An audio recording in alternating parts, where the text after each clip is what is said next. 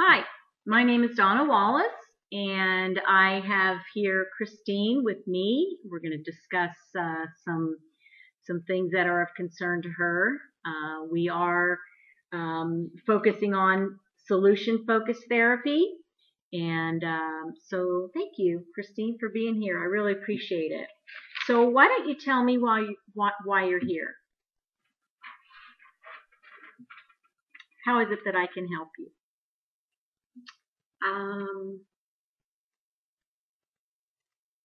I am here to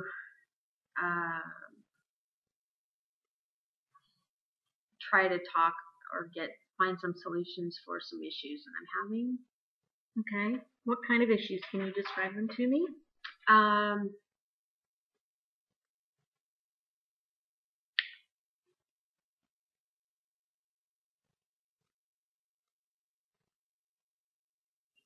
I'm having an issue with a coworker at work. Okay. Can you describe what the issue is? What's happening? Well, I was hired on as a temp, and I've not been with the company for even a month, and I've taken on about half of, well, I wouldn't say half, about maybe a third of his duties. I seem to be performing them well. We kind of were sharing an office. We got along really well. And then I really don't know exactly what happened, but we kind of got into a little spat. And then ever since then, things have been kind of like, feeling like I feel like I'm walking on ice. I'm really wanting to get the job permanently. He's threatened me with that a little bit. Basically saying that no, that's not going to happen, out of anger. But now we're kind of back together. I like to call it bipolar. Personally, I think we're work great together. But yeah, there's just a little bit of friction. There's some tension there. Yes. Okay. So what does that look like? What does the tension look like? Is it interrupting your ability to work? Is it, help me understand a little bit more about what the issue is. It doesn't really interrupt my ability to work, except for maybe when I'm doing something and I'll roll my eyes to myself or something like that. But he just seems to be like the type of person that really craves a lot of attention. And now that there's another person that's in the same office as him, and he's male and I'm female, so I think it's causing a little bit of conflict.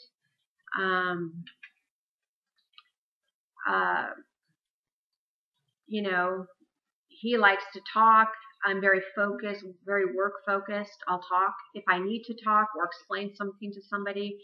Other than that, my work ethic is, I usually take my jobs very seriously. So, I don't honestly I don't understand really what's going on right now, except for the fact that I get a little frustrated with him because I think he could work at a little faster pace and that he could get a little bit more done. But that's just me because I have a high expectation of people. I've been leaders of people. I've been trainers of people.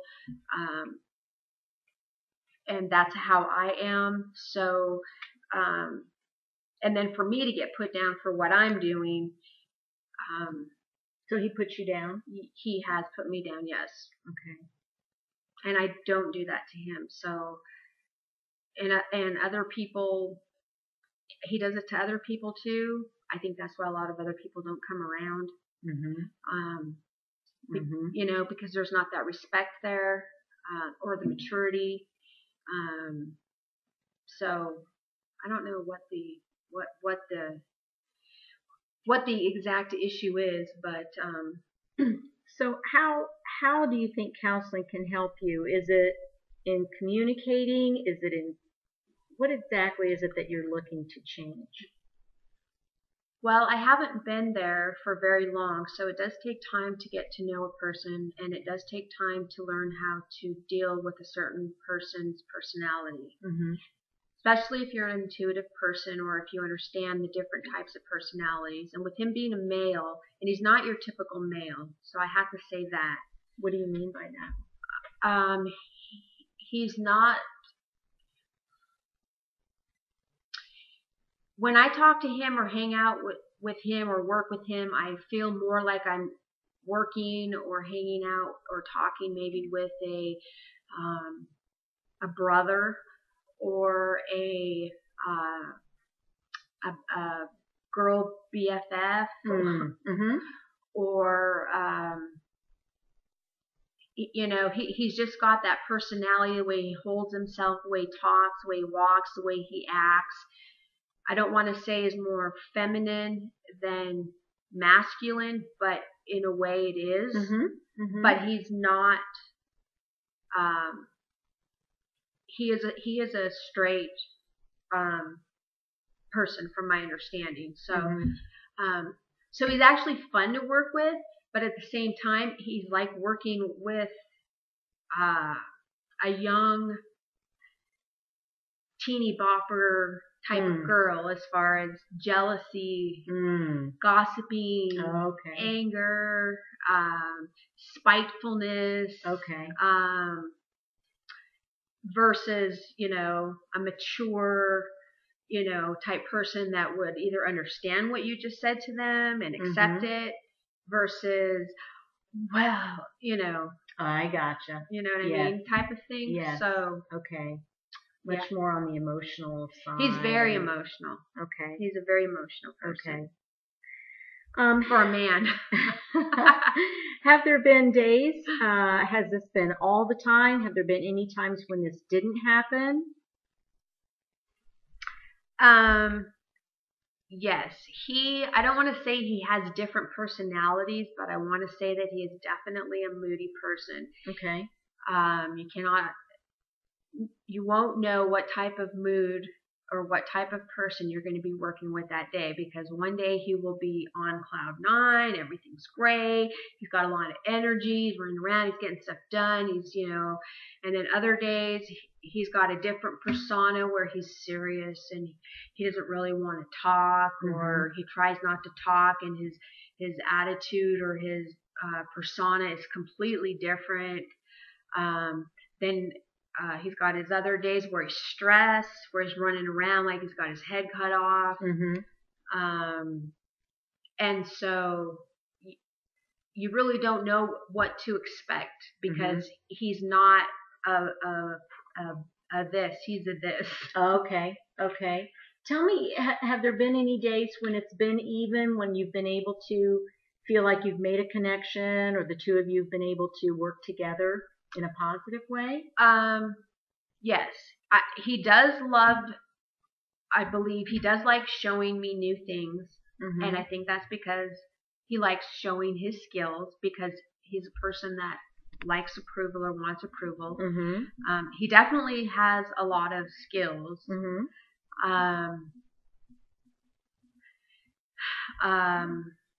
So on days when he's allowed to show his skills, you're saying that the relationship is less stressed or tense?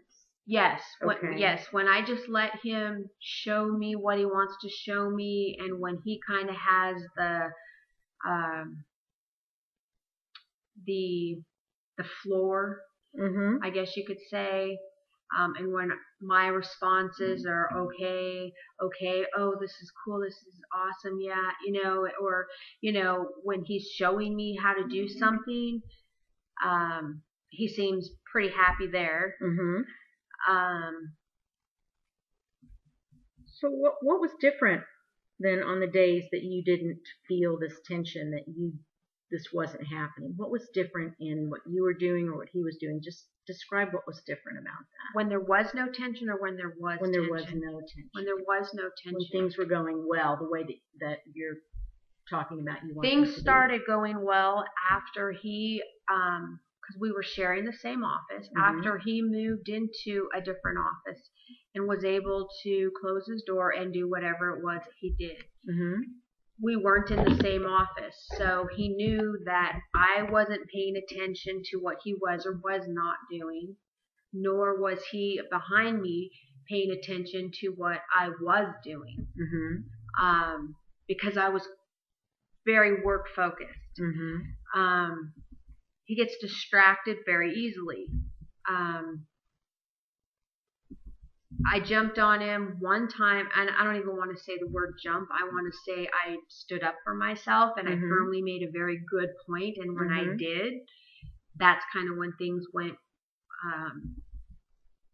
changed a little bit. And he backed off.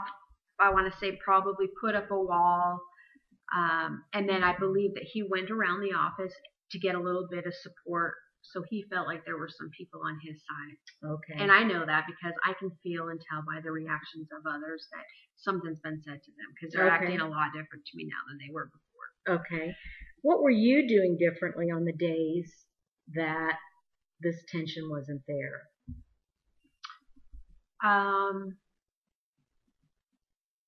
When tension wasn't there, I was paying a little bit more attention to him. Okay. He was showing me new things. I was engaging in conversation with him when he wanted to talk. Okay. When he wanted to come and talk to me about something or somebody, I dropped what I was doing and gave him 100% my attention. Okay. That made him happy. When he would try to talk to me and I would continue to work and my answers would be yes, yes, or I wouldn't drop everything and turn around and look, especially if it wasn't work related or something that was a distraction from what I was doing, that would usually cause tension. Okay.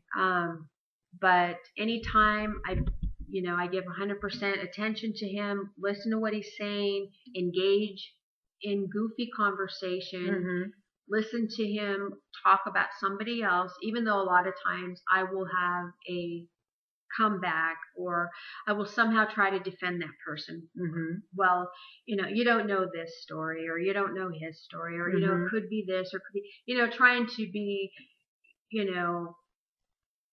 don't know what that person's story is. So, because I'm a very empathetic person. So when someone's constantly judging or putting somebody else down, that does not jive with me at all. Right. At all. Right. And from what I'm hearing, you have felt that the potential for you to come on full time with this company in this position is somehow jeopardized. Yes. I felt very stressed. I've had dreams about work. I've gone home. I've cried. I've prayed. And I just, thought, Lord, don't let this happen. If I'm meant to be here, I'm going to be here. Don't let me be pushed out or ran out for the wrong reasons, by a wrong motive, or by a wrong spirit. Because I've dealt with that. I've battled those different things a lot in my life. Not necessarily someone trying to get me to lose my job. I mean, I've heard of things of, certain people here don't want you to succeed. I don't understand that. Why would somebody not want somebody else to succeed? But there are just people out there that are like that. I'm not built that way. Therefore, I don't understand that. Yeah. Yeah. So, and that's what you feel is coming from him. Yes. Okay. I didn't feel it at first, but now I think that I'm showing my potential, and that other people are seeing my potential, and that people that are recognizing or noticing and wanting to get to know me that aren't with him, and he's been there for a good 4 or 5 years, I think he feels threatened, or he feels, I don't know what he feels. Do you feel like you deserve to be there? Let me ask another way. You were hired for a certain reason.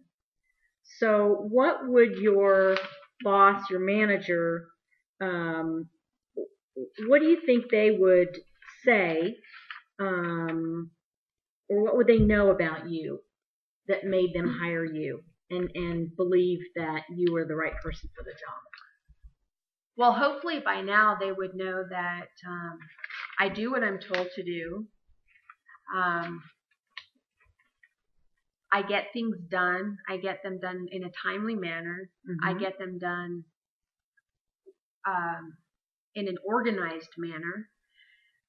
Somebody has a question for me, I have it prepared and done and ready and in a folder and can present it right there. I'm not shuffling through papers and saying, oh, I didn't get to that, or oh, I don't know where that is, or oh, I need time, or you know. So, and I haven't been there long enough. I know there's a lot more that I need to learn, and I know that I have a lot of potential as far as things that I could learn and how I could do things. So it's just a matter of hoping that the little bit of time that I've been there, enough people, or the people that, you know, matter, have seen that to know that, you know, there's potential here. And if we, you know, we can, you know, because I'm all for I'm very teachable. I'm one that always, wherever I go, I always look for a mentor. Always. And that's the person and the only person that I will always usually look up to learn from. I've had a mentor almost at every job. Not that they volunteered to be my mentor, but because I chose them to be my mentor. Whether they knew it or not, they were my mentor. You know, because you can never stop learning, and there's always somebody out there that's going to know more than you and be better than you. And if there's any way I can better myself and know more, I want to. And so I pick out that one person and be, okay, I want to be like them, or I want what they got, and that's just how I've always been. So would you agree that you were hired for a reason based on your capabilities, your potential? I don't think that nobody knew my capabilities or potential when I was hired. I think that my interview that I had with the person that interviewed me, it was more of our personalities jived during the interview. We were very similar personalities. Our resumes were very similar. We had a lot of similar outlooks on life.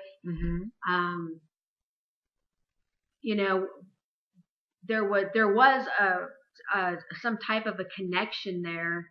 I don't know what exactly connection it was, but there was a connection there that got me the job. Do you believe you're still there for a reason, or do you think you're just still there? No, I do. I believe I'm there for a reason, and I'm finding out more and more every day now why I am there. But what is it about you that says that your boss would say, I want to keep this person? I'm truthful. I'm honest. I don't hide secrets. I don't gossip. I don't backbite. I don't judge. I don't put down. If I recognize or notice a problem, sure, I might bring that to someone's attention.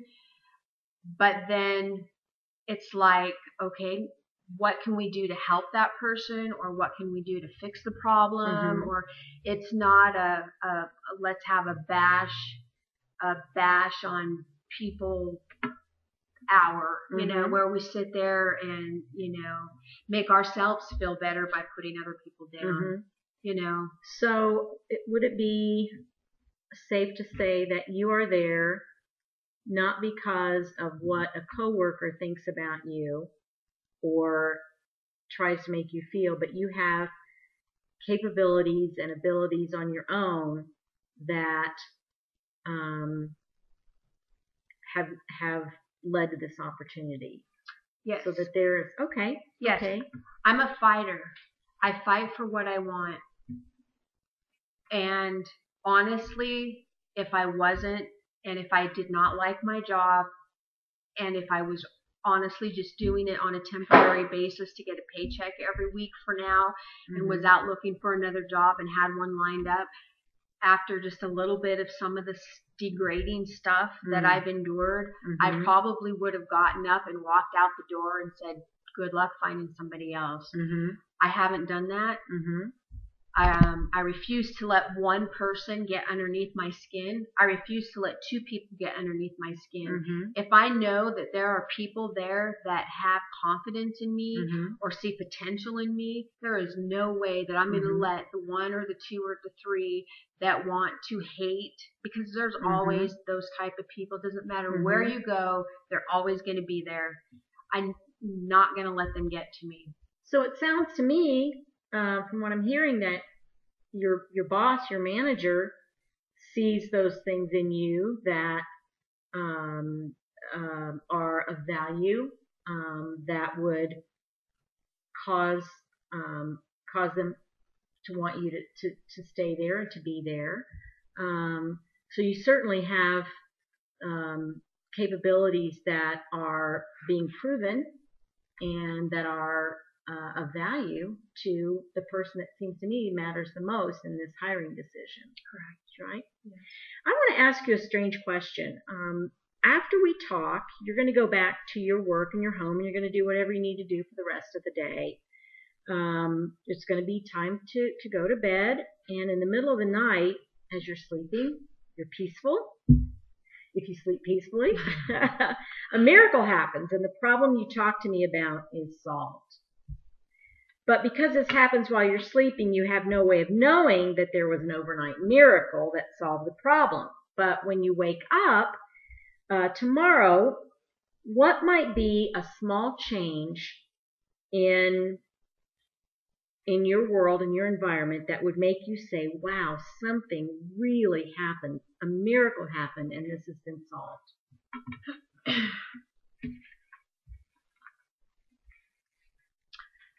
As far as waking up and feeling it, I think that would go or take the situation into another realm. As far as actually going to work and feeling a difference,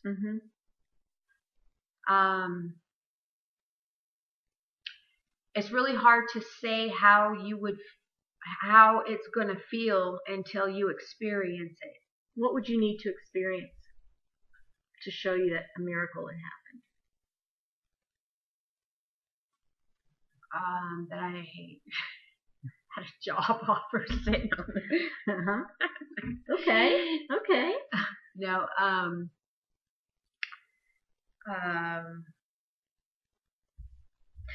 I guess honestly, just knowing that,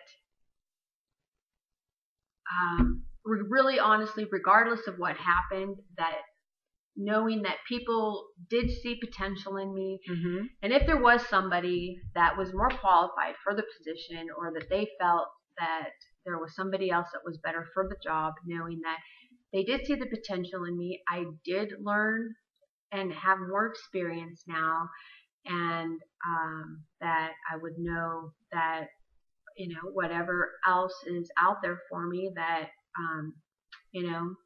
like, I call myself I'm not going to say Jack, I'm going to say Jill, of all trades, master of none. That's just the type of personality I am. You give me something to do, I'm going to learn how to do it. And once I learn how to do it, I'm going to run with it. And I'm going to do it good, and I'm going to do it to where, Well, say that was happening. The miracle happened that was happening in this current position that you want. What would you notice that had changed so that you would know that that was happening?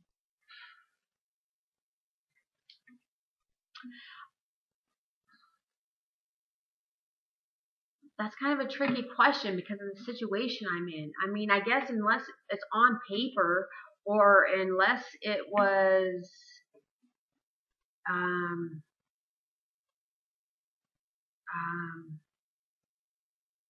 what's the word I'm looking for?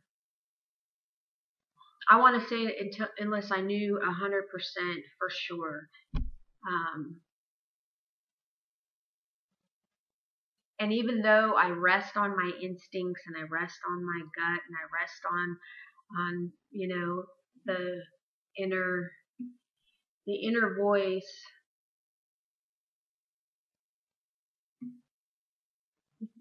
that's that's gotten me in trouble a few times, because I've mistaken the voice. But But I heard you say that you would have a job. You would have a job, that job. So that would be one thing that would be different if this miracle happened. Am I hearing That that? I would have this particular job? Yes. Yes. Okay. That I would know for a fact I would not have to stress that at the end of this month I could possibly not be getting a paycheck and be out there looking again. Okay. And then how would that make a difference? How would that look in terms of your relationship with this coworker that's being stressful? It would completely, it would take away the stress and insecurity that some of his statements have said to me, to where I would be able to be alone. I would be more relaxed. I would be a lot more open to his training and to learning what he knows.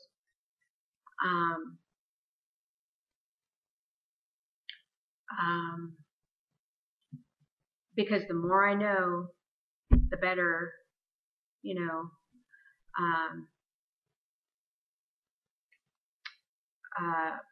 it would open me up to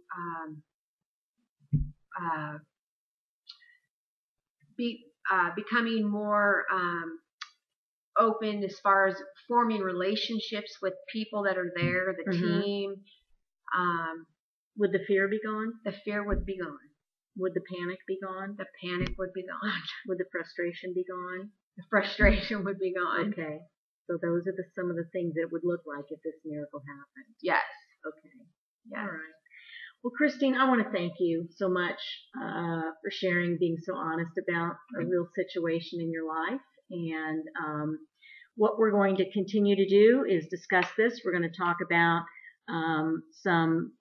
maybe some homework assignments for Christine to improve her confidence in what she's doing, to help her to deal with the fear of not knowing. And we'll come back around next time and talk about where she is in this process. Okay? Thank you very much. I appreciate your time.